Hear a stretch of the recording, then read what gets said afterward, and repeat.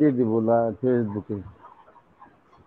আসসালামু আলাইকুম। News cricket 24 এর নিয়মিত আয়োজন ফেসবুক লাইভ আড্ডা আপনাদের সকলকে আমন্ত্রণ জানাচ্ছি। আপনাদের সাথে আছি আমি মোহাম্মদ মিনাফুল ইসলাম এবং আজকে আমার সাথে অতিথি হিসেবে আছেন দুইজন গেস্ট, মোহাম্মদ মিজানুর রহমান এবং হাসমত আলী খান ভাইয়া। দুজনেই হচ্ছেন আম্পায়ার। ভাই আমি হচ্ছে আপনাদের প্রথমেই স্বাগতম জানাচ্ছি আমাদের আজকের এই অনুষ্ঠানে। জি, শুভ সন্ধ্যা।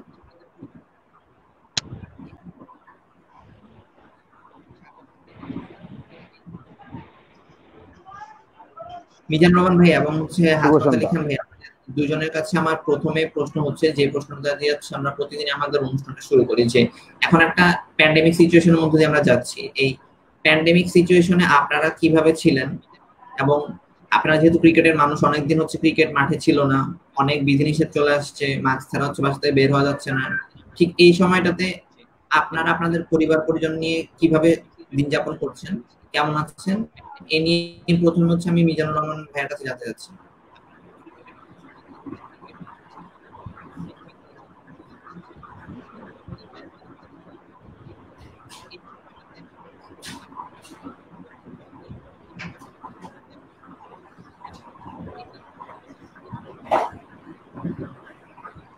জি, আসসালামু আলাইকুম রহমতুল্লাহ।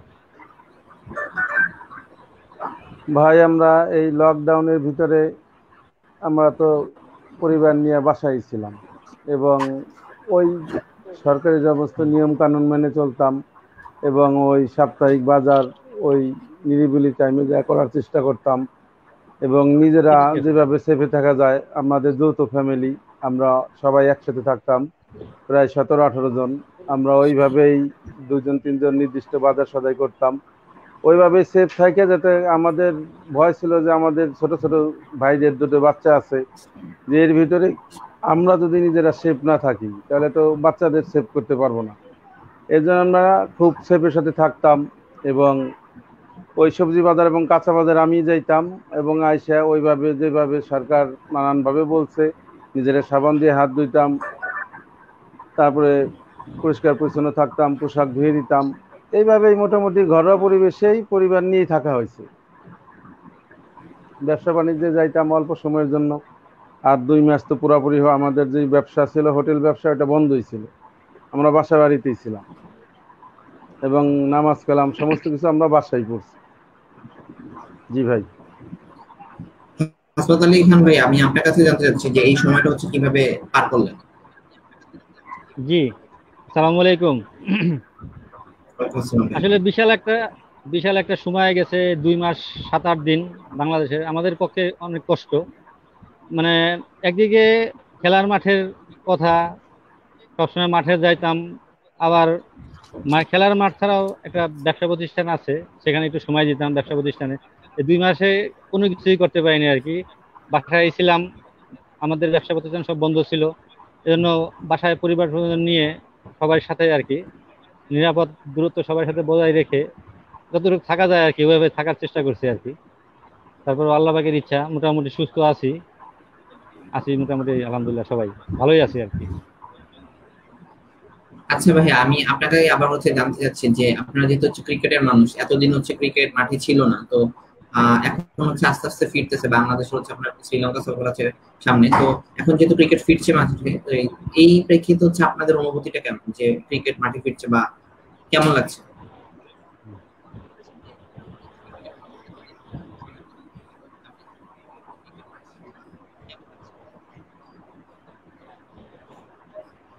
জি, আলহামদুলিল্লাহ, ক্রিকেট মাঠে ফিরলে তো আমাদের আসলে ভালোই লাগে। আমরা আম্পায়ার মানুষ, আমাদের যত খেলা আছে আমাদের আম্পায়ারিং করি এবং সমস্ত ক্রিকেটারদের সাথে দেখা হয়, স্টেডিয়ামের লোকজনদের সাথে দেখা হয়, পুরান কলিগ যারা আম্পায়ার আছে তাদের সাথে দেখা হয়, স্কোরারদের সাথে দেখা হয়। মানে ওই যে একটা পরিবেশ, ওই খেলার জগৎ, খেলার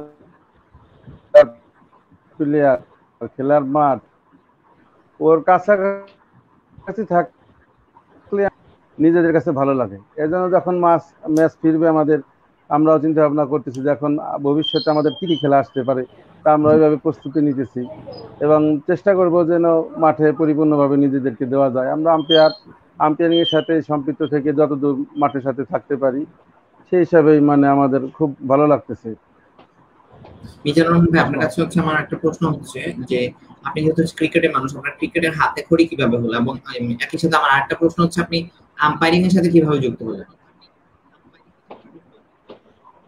ক্রিকেটের হাতে খড়ি বলতে ওই যে এর আগে বললাম যে আমরা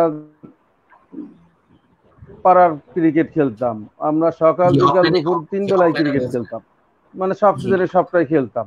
তা জি, তারপরে 97 সালে যখন বাংলাদেশ আইসিসিতে চান্স পাইলো, ওই সময় যত রঙারঙি হইলো, ওর পরে আমাদের মানে ক্রিকেট খেলার প্রতি আগ্রহ বাড়লো।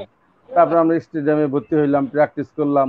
এইভাবেই বাবলু ভাই আমাদের, মোখলেসুর রহমান বাবলু ভাই আমাদের কোচ ছিলেন, উনি আমাদের প্র্যাকটিস করাতেন। তখন আমাদের বন্ধু ছিল রাজীব এবং মোস্তফা, ওরাও পরে আমাদের শিখাইছে। ওইভাবে এলো আমাদের ক্রিকেটের হাতে খড়ি ঘটলো। তারপরে ক্রিকেট খেললাম, ক্রিকেট খেলার পরে ওই স্টেডিয়ামের সাথে যাতায়াত কম বেশি ছিল। আর আমাদের পূর্ব খবরপুর তালতলার মাঠের পাশে আমাদের বাড়ি, আমরা খুব ওই জায়গায় টেনিস টেনিস খেলতাম। এক সময় 2000 সালে আমাদের স্টেডিয়ামের অনেক প্লেয়াররা ভালো ভালো টুর্নামেন্ট আমরা সারতাম, খেলা হইতো। তো ওরা আমাদের, আমরা ওই ব্যাপারে ম্যাচ আম্পায়ারিং করতাম। আম্পায়ারিং করার কারণে ওই নাসিম ভাই নামে আমাদের এক বড় ভাই আছে, উনি বললে যে তোরা তো এই জায়গায় আম্পায়ারিং করিস, ভালোই করিস, তা তোরা স্টেডিয়ামে আসিস না কেন?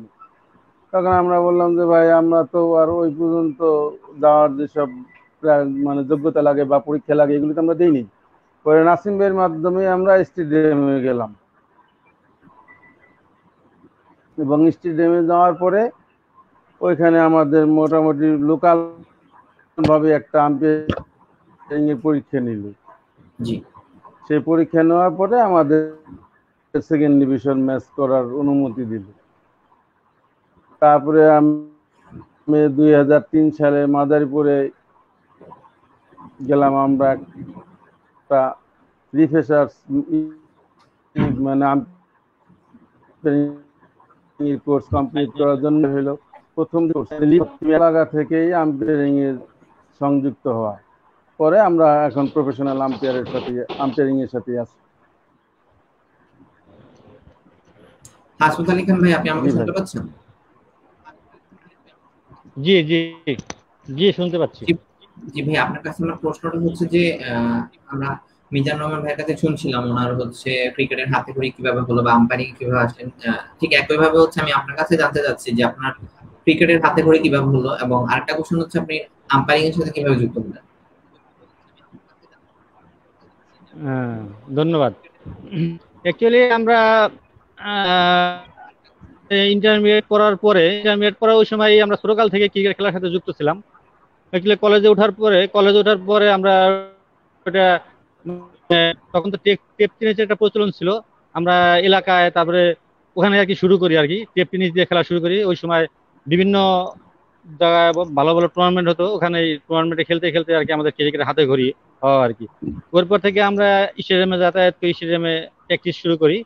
প্র্যাকটিসে আমাদের তখন আমাদের মুখলেসুর রহমান বাবলু ভাই আর কি বর্তমানে আমাদের ফরিদপুরের কোচ, উনি ঢাকা অনূর্ধ্ব-19 দলের দক্ষিণের কোচ আর কি।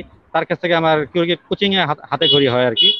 ওই সময় খেলতে খেলতে আর কি স্টেডিয়ামে, তারপরে এলাকায় আমাদের আর কি ফরিদপুর স্টেডিয়ামে এক হিসাবে খেলোয়াড়ের ওই হাত ধরেই আমাদের আম্পায়ারিং এর সেক্রেটারি বর্তমানে আমিনুর রহমান ফরিদ ভাই, তার হাত ধরেই আর কি আম্পায়ারিং এ আসা। অ্যাকচুয়ালি তখন আমরা গোপালগঞ্জে 2000 সালে গোপালগঞ্জে একটা কোর্স হয়, আম্পায়ারিং এর কোর্স। আমি ছিলাম, শামীম ছিল, আমাদের শামীম, তারপরে আরো 2-3 জন ছিল, আমরা সবাই একসাথে কোর্স করি ওখানে, 10-12 দিনের একটা কোর্স করি ওই সময় আর কি। ওখান থেকে আমাদের আর কি আম্পায়ারিং এর শুরু আর কি। তারপরে আমরা ওরপর থেকে আমরা প্রফেশনাল আম্পায়ারিং হিসাবে জয়েন করি আর কি। ভাই, আমি আপনার কাছে হচ্ছে বাংলাদেশের আম্পায়ারিং এর ফিউচার নিয়ে একটা প্রশ্ন করতে চাচ্ছি। প্রশ্ন হচ্ছে আপনার এই আইসিসি এন্ড হচ্ছে আপনার করোনা রিলেটেড। প্রশ্ন হচ্ছে এমন যে আইসিসি এখনকার অনেক হচ্ছে রিভাইজড কন্ডিশনে খেলতেছে, তো অনেক নিয়ম কানুন হচ্ছে তারা বদলাইছে। তো আমরা ইংল্যান্ডে যখন দেখছি তারা হচ্ছে আপনার শুধুমাত্র ইংল্যান্ডের দেশীয় আম্পায়ারদের দিয়ে হচ্ছে তারা তাদের ম্যাচগুলো পরিচালনা করছে। তো বাংলাদেশেও ভবিষ্যতে যখন হচ্ছে আপনার যদি এই নিয়মটাই চালু থাকে, বাংলাদেশে যখন ভবিষ্যতে খেলা হবে তখন হচ্ছে আমরা দেখবো হয়তো বাংলাদেশি আম্পায়াররাই হয়তো ইন্টারন্যাশনাল ম্যাচগুলো পরিচালনা করার সুযোগ পাবে। তো আপনার কাছে এই ব্যাপারটা কেমন, বা আপনার কাছে কি মনে হচ্ছে এই সুযোগটা বাংলাদেশি আম্পায়াররা কিভাবে লুফে নিতে পারেন? হ্যাঁ, অবশ্যই আমরাই তো গর্ববোধ করবো আর কি, যে এখন বাংলাদেশে আম্পায়ার যদি আম্পায়ারিং করে, যেহেতু এটা আমাদের জন্য সৌভাগ্য। না, আমাদের যারা ভালো মানের আম্পায়ার আছে, বাংলাদেশের আম্পায়ার ভালো মানের যারা বর্তমানে মুকুল ভাই আছে, গাজী সোহেল ভাই আছে, এরাও যেমন আইসিসি প্যানেলের ভিতরে আছে, এরকম আরো এইভাবে যদি আমাদের রুট প্যানেল থেকে যদি এইভাবে তৈরি করা হয়, আমরা যেভাবে করতে পারি, এটা আমাদের জন্য সৌভাগ্য। আচ্ছা, অবশ্যই অবশ্যই আমাদের জন্য সৌভাগ্য। মিজানুর রহমান ভাই, আমি হচ্ছে আপনার কাছে জানতে চাচ্ছি একটু অন্য প্রসঙ্গ, তা হচ্ছে আপনার খেলোয়াড়দের হচ্ছে নিয়মিত প্র্যাকটিস করতে হয়, তবে এখানে আমার একটা কৌতূহলের জায়গা আছে, তা হচ্ছে আপনারা যারা আম্পায়ার আছেন তারা খেলার সাথেই তো রিলেটেড, তো আপনাদের নিয়মিত একটা হ্যাঁ, প্র্যাকটিস করতে হয়। এই আপনারা নিয়মিত প্র্যাকটিস হচ্ছে কিভাবে করেন? খেলোয়াড়দের যেমন হচ্ছে আপনার অন ফিল্ড প্র্যাকটিস করতে হয়, সেই হিসাবে আপনাদের সুযোগটা প্র্যাকটিস করার ক্ষেত্রে আসলে কোথায়? অ্যাকচুয়ালি মানে আম্পায়ারিং এর যে প্র্যাকটিসের ব্যাপারটা, আমরা মনে করি সবসময় খেলার সাথে এটা যুক্ত থাকি। যেমন জি প্রতি সপ্তাহে এই লকডাউনের এই ভিতরে মানে আমরা নিজেরা মানে আমাদের একটা আছে, আমাদের একটা ক্লাব আছে, সোশ্যাল ক্লাব জি নাম আর কি। ওখানে আমরা প্রতিদিন সকালবেলা আর কি এক জায়গা হই, রানিং করি, তারপরে ওখানে ক্রিকেট খেলি। সোশ্যাল ক্রিকেট ক্লাব নাম আর কি। ওই ক্লাবের সাথে সংযুক্ত থাকার কারণে প্রতিদিনই আমাদের ক্রিকেট খেলা হয়। এখন ওখানে ক্রিকেটে খেলা হয়, খেলি। ওখানে খেলতে খেলতে নিজের একটা ফিটনেসের দরকার থাকে, ওই ফিটনেসটা জি আমরা ওখানে থেকে তৈরি করি আর কি। হ্যাঁ, ওই ফিটনেসটা তৈরি করি। তারপরে সবসময় মাঠে যাওয়া হয়, বিকালে মাঠে যাই ঘুরতে ঘুরতে, মাঠে খেলা দেখি, প্র্যাকটিস করে যারা, তাদের দেখি একটু, এমনি আমরা অনুশীলন করি। এইভাবেই হয় আর কি। আচ্ছা, মিজানুর রহমান ভাই, আপনি আমাকে শুনতে পাচ্ছেন? জি, শুনতে পারতেছি। ভাই, আপনার কাছে এখন হচ্ছে আমার এই একটা প্রশ্ন, যে প্রশ্ন হচ্ছে এমন যে যখন হচ্ছে আপনি কোন একটা মাঠে আম্পায়ারিং করছেন, আপনার আহ, জি সামনে হচ্ছে দুইটা দল আছে, তো আশপাশে অনেক হয়তো দর্শক আছে, তো ঠিক সেই মুহূর্তটাতে আপনি হচ্ছে কোন জি দিকে বেশি ফোকাস করেন? এত দর্শক, এত হচ্ছে আপনার আওয়াজ হচ্ছে বা বিভিন্ন ধরনের মন্তব্য করতেছে, খেলোয়াড়দের হচ্ছে চার ছয় হাঁকাচ্ছে, আপনার হচ্ছে জি কনসেন্ট্রেশনটা কোন দিকে থাকবে? ভাই, এই ব্যাপারে আমাদের কনসেন্ট্রেশন যা, এমন ভাবে আমাদের যে ঢাকা থেকে গাজী সোহেল ভাই আসছিল, তারপরে আরো জি অন্যান্য ভাই, তারা আমাদেরকে একটা প্র্যাকটিসের বলে দিয়ে গেছে যে আউটফিল্ড কোনো সমস্যা না, জি আউটফিল্ড একজন হোক আর বা 1 লক্ষ হোক, মাঠ, ইনফিল্ডের মাঠ হলো তোমার মূল জিনিস। বল যেন তোমার চোখ থেকে দূরে না সরে। তুমি যদি জি নিয়মিত সবসময় বলের প্রতি খেয়াল রাখবা এবং মাঠের ভিতরে থাকো এবং ওই 30 গজের ভিতরে থাকো, তাহলে তোমার সাধারণত বড় ধরনের কোনো মিস বা ভুল হবে না। আর যদি তুমি দর্শক বেশি এবং তোমাকে গালাগালি দিতেছে বা আম্পায়ারকে গালাগালি দিতেছে বা ওই জাতীয় দিকে তুমি মনোনিবেশ করো, তাহলে তোমার কাছ থেকে ছোট ছোট ভুলও বড় বড় আকারে প্রকাশ পেয়ে যাবে। এজন্য জি জি আমরা জি যারা ম্যাচ করি, আমাদের প্রথম জীবনে এরকম হয়েছে, কিন্তু আমরা যখন জি নিয়মিত করি তখন আমাদের এই প্র্যাকটিস আমাদের ভিতর থেকেই করা হয়ে গেছে। এবং এর জন্য যে আমাদের এখানে তো প্রিমিয়ার লিগ যখন হয়, খুব টাফ ম্যাচগুলি জি আমরা আমরা দুজন করছি এবং আমাদের জি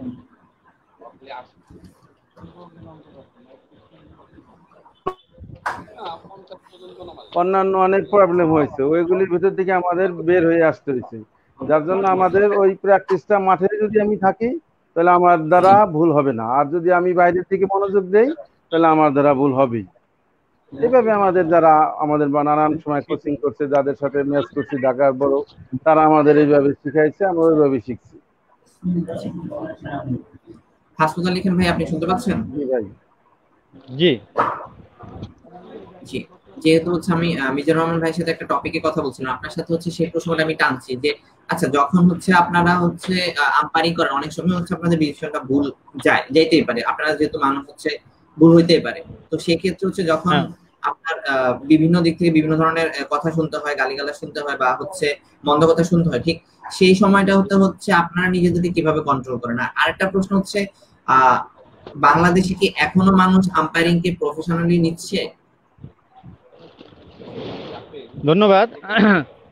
ওইটা খেলার ভিত্তিতে ওইটা হয়ে থাকে। এখন ওই জিনিসটা চিন্তা করলে হবে না যে বাইরের দর্শক কি বললো, বাইরের দর্শকের ওইটা কানের ভিতরে নিয়ে যাবে না।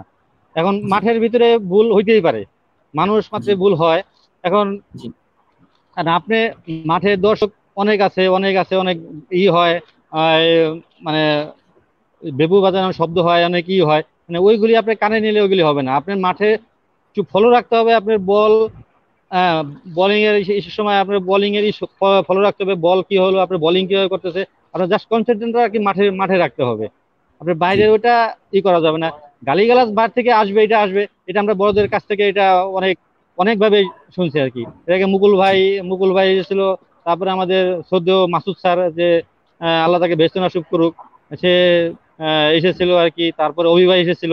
এরা আমাদের অনেক মানে টিপস অনেক অনেক টিপস দিয়ে গেছে আর কি, কিভাবে কিভাবে এটা সামাল দিতে হয় আর কি। এই জন্য আর কি এগুলি আমরা মাথায় রেখে আর কি কাজ করি আর কি। আর বাংলাদেশে আপনার প্রফেশনে আসতে চায়, রুট ক্যানেল থেকে রুটে থেকে অনেকে আসতে চায়, কিন্তু আহ, আসে আবার অনেকে ঝরে যায় আর কি। And আমরা চাচ্ছি যে প্রফেশনাল ভাবে নিতে, আম্পায়ারিং এর এটা প্রফেশনাল ভাবে নিতে আমরা চাচ্ছি। যেহেতু আমাদের এখানে খেলা প্রচুর খেলা হয়, এখন অনেক খেলা বাড়ছে, আন্ডার 14 বলেন, আন্ডার 12 ক্যার্নিভাল বলেন, আন্ডার 16 বলেন, আন্ডার 18, আন্ডার 19, তারপরে আমাদের এখানে ন্যাশনাল চ্যাম্পিয়নশিপ গুলি হয়। আমাদের লোকালেও অনেক খেলা হয়, সেকেন্ড ডিভিশন, তারপরে ফার্স্ট ডিভিশন, প্রিমিয়ার, স্কুল খেলাগুলি হয়, তারপরে থার্ড ডিভিশন খেলা হয় আমাদের এখানে। বাছাই করব। আমাদের এখানে বছরেও অনেক খেলা হয়। এটা এই জন্য আমরা এখানকার ইসের জন্য ধন্য আর কি, যে যত খেলা আসবে তত আমাদের জন্যই ভালো। ভাই, আপনার কাছে আমি জানতে চাচ্ছি যে আপনারা যখন বড় হচ্ছিলেন ঠিক সেই সময়টাতে বাংলাদেশে ক্রিকেটে উনি বলছিলেন যে ক্রিকেটে বাংলাদেশ আইসিসি চ্যাম্পিয়ন্স ট্রফি জিতলো, তার পাশাপাশি হচ্ছে আপনার আহ, তখন তো ফুটবলেরও জোয়ার ছিল, ঠিক সেই সময়টাতে আপনার কেন মনে হয়েছিল যে আপনি ক্রিকেটকে বেছে নিচ্ছেন বা ক্রিকেটকে পছন্দ হওয়ার কারণটা কি ছিল? অ্যাকচুয়ালি ক্রিকেট খেলতে ভালোবাসতাম। ক্রিকেট ওই সময় খেলার, যখন আইসিসি ট্রফি জিতলো তখন তো আমরা পুরো খেলার ভিতরে মানে ইসের ভিতরে আর কি, বয়সে আমাদের তরুণ হিসেবেই বলা চলে তখন। জি হ্যাঁ, জি আইসিসি ট্রফি যখন জিতলো তখন মানে ক্রিকেটটাকে ভালোবাসতাম। হ্যাঁ, এই জন্যই আর কি ক্রিকেট খেলায় আসা। এবং পরবর্তীতে মানুষ দেখলো ক্রিকেটের জনপ্রিয়তা অনেক বেড়ে গেছে, আস্তে আস্তে জি আস্তে আস্তে এই জন্য ক্রিকেটের জনপ্রিয়তা অনেক বাড়ছে আর কি, সবাই ক্রিকেট খেলতে চায় বেশি। এখন মাঠে আপনার অনেক আহ, এই বাচ্চারাও আসে অনেক প্র্যাকটিস করার জন্য, প্র্যাকটিসে অনেক জি অনেক প্র্যাকটিসে করে আর কি। And দর্শক কম হয় লোকাল খেলায়, দর্শক যেমন স্টেডিয়ামের দর্শক কম হয় অনেক লং টাইমের জন্য, কিন্তু বড় বড় টুর্নামেন্ট যেগুলি হয় টুর্নামেন্টেও তখন অনেক দর্শক পাওয়া যায় আর কি, T20 টুর্নামেন্ট হয় হয় আমাদের এখানে। এই জন্য অনেক অনেক দর্শক পাওয়া যায় আর কি, এই জন্য জনপ্রিয়তা অনেক বেড়েছে আর কি বর্তমানে। মিজানুর রহমান ভাই, আমি আপনার কাছে একটা প্রশ্ন করছি। সিনিয়র প্লেয়াররা যখন হচ্ছে আপনাদের খেলাতে থাকে তখন হচ্ছে কোনো ডিসিশন যদি হচ্ছে আপনি তার বিরুদ্ধে দেন বা তার যদি আপনার ডিসিশনটা পছন্দ না হয়, অনেক ক্ষেত্রে হচ্ছে আপনার সিনিয়র ক্রিকেটাররা দেখা যায় যে আম্পায়ারদের সাথে হচ্ছে তর্ক বিতর্কে লিপ্ত হচ্ছে। তো আপনার কি মনে হয় যে একটু বাড়াবাড়ি করে ফেললে এই জায়গাটা কি আরেকটু সচেতন হওয়া উচিত কিনা ক্রিকেটারদের? হুম।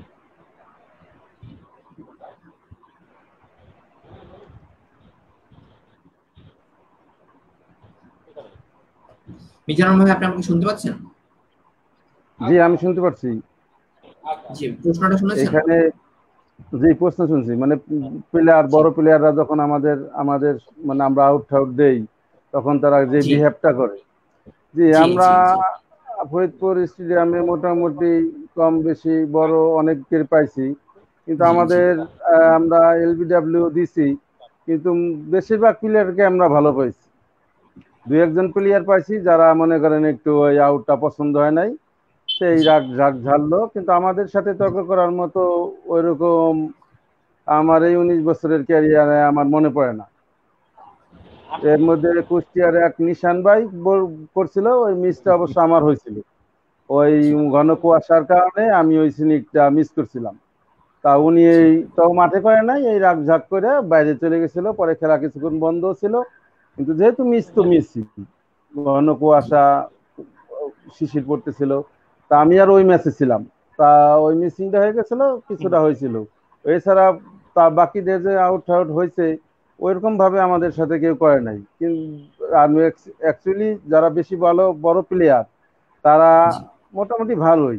লোকাল কিছু প্লেয়ার আছে তারাই যারা প্র্যাকটিস ট্র্যাকটিস করে না, ওরা একটু মানে এইসব ব্যাপারটা একটু বেশি সিরিয়াস হয়। তাছাড়া ঢাকার বড় প্লেয়ার যারা তারা ভালোই পাইছে ইনশাল্লাহ, আমি তাদের ভালোই বলবো। ভাইয়া, ভাইয়া, আপনার আম্পায়ারিং ক্যারিয়ারের হচ্ছে অনেক বছর তো হলো, তো আপনার আম্পায়ারিং ক্যারিয়ারের সবচেয়ে স্মরণীয় মুহূর্ত কোনটা? সবচেয়ে স্মরণীয় মুহূর্ত বলতে আমরা 2006 সালে সম্ভবত সিক্স এ সাইড একটা টুর্নামেন্ট আমাদের এখানে হয়েছিল, মোহন মিয়া স্মৃতি। ওই জি টুর্নামেন্টে একেবারে আশরাফুল ভাই থেকে শুরু করে জাতীয় দলের সমস্ত প্লেয়ার এক জায়গায় ছিল। সুজন ভাই আচ্ছা ক্যাপ্টেন ছিল। ওই জি তাদের বিরুদ্ধে আমরা ম্যাচ করছিলাম। ওইটাই হিসাবে মানে বড় দিক দিয়ে স্মরণীয়। হুম। হাসপাতাল আলী খান ভাই, আপনি আমাকে শুনতে পাচ্ছেন? জি, জি ভাই। জি ভাই, আপনার কাছে জানতে চাচ্ছি যে আপনার আম্পায়ারিং ক্যারিয়ারের স্মরণীয় মুহূর্ত কোনটা? আমিও শামীমের সাথে সুর মিলিয়ে বলবো আর কি। ওই অ্যাকচুয়ালি ওই সময়টাই ওই মোহন মিয়া সিদ্দিকীর ওইটাই আমরা ছিলাম একসাথে। ওইটার semifinal final match six side tournament ছিল আর কি ওইটা। ওই সময় আর জি কি ওই সবাই এসেছিল। এই ওই সময় সেমিফাইনাল ফাইনাল ম্যাচ করেছিলাম আর কি। ওটাই জীবনের স্মরণীয় আর কি একটা ম্যাচ। তারপরে এমনি বড় বড় অনেক ম্যাচ করছি আর কি, ঢাকার আপনার ন্যাশনাল হিসেবে অনেক প্লেয়ার এসেছিল। এগুলি আছে মোটামুটি, কিন্তু ওইটাই আর কি বেশি স্মরণীয় আর কি। হ্যাঁ, অনেকদিন হচ্ছে ক্রিকেট বন্ধ ছিল, প্রায় 117 দিন। এরপরে হচ্ছে ইংল্যান্ড ওয়েস্ট ইন্ডিজের ম্যাচ দিয়ে হচ্ছে শুরু হয়েছিল আন্তর্জাতিক ক্রিকেট। তো হ্যাঁ, এই ম্যাচগুলো কি দেখা হয়েছে বাসায় বসে? হ্যাঁ দেখেছি। আচ্ছা ভাইয়া, আমি সবচেয়ে বাংলাদেশ বেশি হচ্ছে, ইংল্যান্ডের, হ্যাঁ England West Indies, England Pakistan, এখন ইংল্যান্ড জি অস্ট্রেলিয়া হচ্ছে দেখা। অস্ট্রেলিয়া চলছে। সব খেলাই দেখার চেষ্টা করি আর কি। জি জি ভাইয়া। ভাইয়া, বাংলাদেশ হচ্ছে খুব শীঘ্রই হচ্ছে আপনার শ্রীলঙ্কা সফরে যাবে, তো এই ক্ষেত্রে এই সফর নিয়ে যদি আপনার কিছু বলার থাকতো। আশা করি অনেকদিন পরে বাংলাদেশ ক্রিকেটে ফিরছে, আশা করি জি সবাই ভালো খেলবে। ভালো খেলাটাই প্রত্যাশা করি আর করি। যেমন আমাদের ফরিদপুরের নাইম শেখ আছে, তো সে জি টেস্ট খেলতে পারবে না, কিন্তু না খেললেও ওয়ানডে তো খেলবে।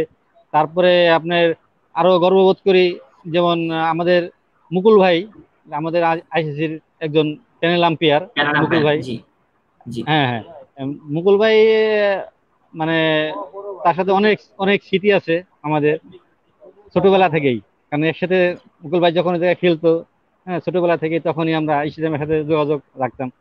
হ্যাঁ, এটা আর কি। আশা করি বাংলাদেশ টিম ভালো খেলবে, সবাই সুস্থতা কামনা করি, যে ভালো খেলতে পারে আর কি, এটাই আশা করি। মিজানুর রহমান ভাই এবং হাসপাত আলী খান ভাই, আপনাদের দুইজনকেই হচ্ছে আমিরুজ্জামান আমির ভাইয়া ধন্যবাদ জানিয়েছেন। উনি বলেছেন যে হাসু ও শামীমকে ধন্যবাদ এই জি, প্রোগ্রামে অংশগ্রহণ করার জন্য। তাকে অনেক জি ধন্যবাদ। আমি আমির বাবু ভাইকে ধন্যবাদ যে আমির বাবুর ভাই আমাদের এই তৃণমূল পর্যায়ের ফরিদপুর একটা জেলা শহর, সেই শহরের আম্পায়ার। এই ফরিদপুরের কয়জনই বা আমাদেরকে আম্পায়ার হিসেবে চিনি। সে আমাদের এরকম একটা সুযোগ করে দেওয়ার জন্য, এবং নিউজ ক্রিকেট 24 এর সমস্ত কর্মকর্তা আপনি এবং যারা এর সাথে আছেন সবাইকে আমরা ধন্যবাদ জানাই আমাদের যাই হোক কিছু কথা বলার জন্য, কিছু শোনার জন্য। বাংলাদেশের যদি এখন আমি হচ্ছে মিজানুর রহমান ভাইকে জিজ্ঞেস করছি, ভাইয়া আপনার কাছে বাংলাদেশের যদি জিজ্ঞেস করতে করা হয় বাংলাদেশের সবচেয়ে ভালো ব্যাটসম্যান আপনার দিক থেকে কে, এবং হচ্ছে একই সাথে আমি আরেকটা প্রশ্ন করছি, বোলার যদি হচ্ছে দুইজনের নাম বলতে আপনি কার কার নাম বলবেন? আমি বলবো জি মিজানুর রহমান ভাইয়া। বাংলাদেশে, জি বাংলাদেশ। জি আমার কাছে বাংলাদেশের পেস বোলারদের ভিতরে সাইফুদ্দিনের বল ভালো লাগে, এবং আচ্ছা নতুন হিসাবে আমার কাছে তার সার্বিক সুস্থতা এবং তার সাফল্য কামনা করি।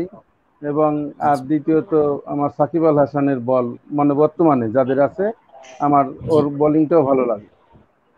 আর আর ব্যাটসম্যান হিসেবে? ব্যাটসম্যান হিসাবে আমি তামিম ইকবালের নামই বলবো। যে তামিম তামিম ইকবাল ইকবাল। যেহেতু আমরা দুজনে ছিলাম 2006 বা 7 সালে আমাদের ফরিদপুরে আসছিল খেলে, আমরা ম্যাচ করছিলাম, ও জি সেঞ্চুরি করছিল, আমরা আশা করছিলাম যে ও ভালো ক্রিকেটার হবে। তা যেহেতু সে ভালো পর্যায়ে গেছে, বাংলাদেশের সর্বোচ্চ ভালো মানে জায়গায় খেলছে এবং ওপেন জি ব্যাটসম্যান, সে ভালো পর্যায়ে আছে, তাকেই আমার দিক দিয়ে তাকেই পছন্দ। জি হাসনাত আলী খান ভাই, আপনি শুনছেন আমাকে? জি জি জি, মিজানুর রহমান ভাইয়া তো বলেন ওনার পছন্দের কথা, উনি হচ্ছে সাকিব আল হাসানের কথা বলেন, সাইফুদ্দিনের কথা বলেন, আবার হচ্ছে আপনার তামিম ইকবালের কথা বলেন। তো আপনার কাছে হচ্ছে আমার একই প্রশ্ন, যে বাংলাদেশের প্লেয়ারদের মধ্যে আপনাকে যদি সেরা ব্যাটসম্যান এবং সেরা বোলার চুজ করতে বলা হয়, আপনি কাকে কাকে চুজ করবেন? আমি বোলার হিসেবে চুজ করি মুস্তাফিজুর রহমানকে। মুস্তাফিজুর রহমান মুস্তাফিজুর রহমানকে ভালো লাগে বোলার।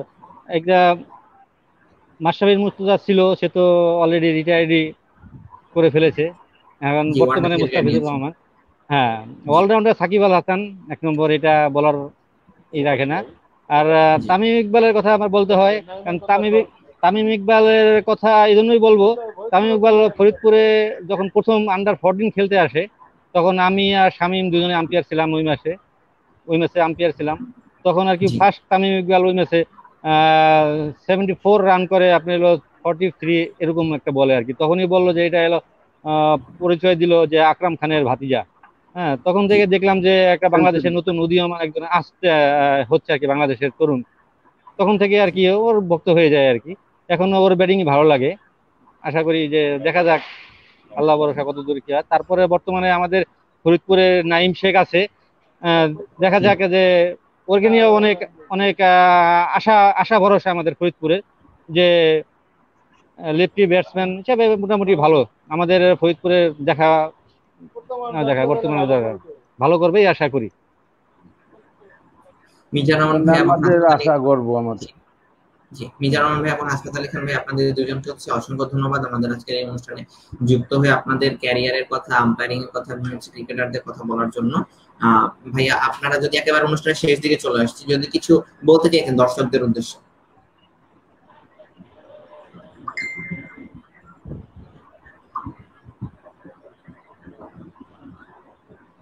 মিজানুর রহমান ভাইয়া, যদি হচ্ছে দর্শকদের উদ্দেশ্যে কিছু বলতে চাইতেন।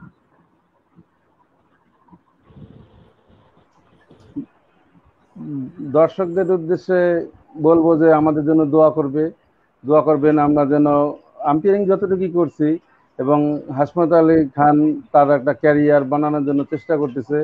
হাশমত আলী খান যেন তার ক্যারিয়ারটা গড়তে পারে, সে বাংলাদেশের টপ লেভেলের আম্পায়ার হইতে পারে, এই জন্য তার একটা চেষ্টা আছে, তার ফিকিরও আছে। আর আমি তো আসলে লোকাল শহরেই আছি, আমার ইচ্ছাটা এখনো অত উপরে নেই। আমাদের মানে আমার দুটো মেয়ে আছে, সেই হিসাবে আমার একটা ব্যবসাও আছে। তাদের সমস্ত কিছুর কারণে আমি ফরিদপুরেই থাকতে চাইতেছি। আমার মানে অ্যাম্বিশনটা অত উপরে আমি রাখি নাই। তারপরে আমার একটা কথা প্রথমে বলি, আমরা দুজন কিন্তু মানে একেবারে শিশুকাল থেকে ছোটকাল থেকে বন্ধু। আমরা তালতলার মাঠে যে একসাথে খেলছি, একসাথে বড় হয়েছি, একসাথে কলেজে পড়ছি, একসাথেই প্র্যাকটিস করতে গেছি, একসাথেই আম্পায়ার হয়েছি, এবং প্রায় এই দীর্ঘ 30 বছরের মতো আমরা একসাথেই আছি। এজন্য আমি ওর মানে আম্পায়ারিং এর ক্যারিয়ার টপ লেভেলে দেখতে চাই, এজন্য ওর জন্য দোয়া করি এবং ওকে সেভাবে বলাও হয়। আমাদের জন্য দোয়া করবেন। আর আপনাদের তো ধন্যবাদ জানাচ্ছি। তারপর আবার বলি যে নিউজ ক্রিকেট 24 চ্যানেলকে সবাইকে ধন্যবাদ, আমির বাবুকে ধন্যবাদ। এবং আরেকটা কথা আমার মিসিং হয়ে গেছে, নাসিম ভাই আমাদেরকে স্টেডিয়ামে নিচ্ছেন, কিন্তু আমাদের আম্পায়ারিং এর ক্ষতি করি আমিনুর রহমান ফরিদ ভাই এবং মাঠের টেকনিক ওয়াইজ মঞ্জুর বাবু, এই দুই ভাইয়ের মানে দুই বড় ভাইয়ের কাছ থেকে আমরা মূলত আম্পায়ারিং এর টেকনিক্যাল যে জিনিসগুলি এগুলি লোকাল হিসেবে যতটুকু শিখছি, আর আইন কানুন অন্যান্য টেকনিক্যাল জিনিস ঢাকার আম্পায়ারদের কাছ থেকে শিখছি। এই জন্য আমি সবার কাছে দোয়া চাই এবং সবাইকে অসংখ্য ধন্যবাদ জানাই। হাসপাত আলী খান। দর্শক সবাইকে ধন্যবাদ জানাই আর কি। জাস্ট newscricket.com এর সবাইকে, কলাকুশলী যারা আছে সবাইকে ধন্যবাদ, মিনহাজ ভাইকে ধন্যবাদ, আমির বাবু ভাই আছে আমাদের পরম শ্রদ্ধেয়, সবসময় সে আমাদের ভালো চায় সেই মাদারীপুর থেকেও ফরিদপুরে আমাদের সাথে সবসময় যোগাযোগ রাখে, ফরিদপুরে আসলে আমাদের সাথে এই করে যোগাযোগ রাখার চেষ্টা করে সবসময়। তার শরীরের দিক থেকে তারে আমরা সবসময় চাই যে সবসময় সুস্থ থাকুক। আর আম্পায়ারিং করব এটা আশা, সবাই দোয়া করবেন যেন আরো ভালোভাবে একটু উচ্চ পর্যায়ে যেতে পারি। ফরিদপুরে যতদূর আম্পায়ারিং করার চেষ্টা করি আর কি। ভুল ভ্রান্তি তো সব ইসেই থাকে আর কি। আমি যতদূর শুদ্ধভাবে যতদূর করে করা যায়, এটাই আমি সবার কাছে দোয়া চাই যেন সুষ্ঠুভাবে করতে পারি আর কি। অবশ্যই ভাই, অবশ্যই।